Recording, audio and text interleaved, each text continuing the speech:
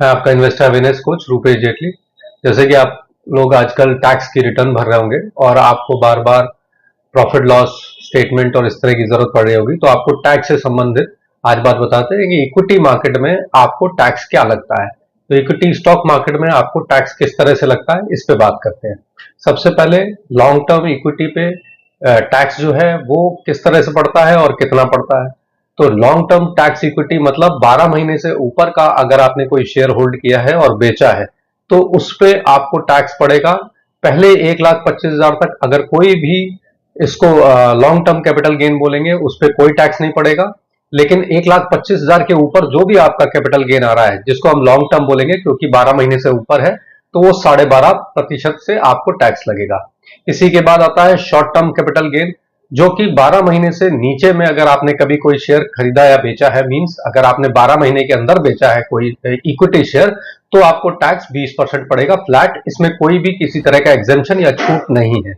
इसके बाद आता है कि आप किस तरह से डिविडेंड की इनकम पे टैक्स देंगे। पिछले साल तक डिविडेंड पे 5,000 रुपए तक का एग्जेम्पशन था, इस बार वो 10,000 है। लेकिन 10,000 के बाद जैसे आपको टैक्स है वो 10% की टीडीएस से है। अगर आपको 10,000 से ऊपर का वो आ रहा है टैक्स, कोई कंपनी दे रही है, तो आपका 10% टीडीएस काट के देगी। इसके बाद आपकी जो डिविडेंड है वो आपके स्लैब रेट से कटेगी। मींस अगर आपको कोई 20,000 रुपए का डिविडेंड आया है और आप 20% के स्लैब में है, तो आपको 20% का टैक्स देना है डिविडेंड पे।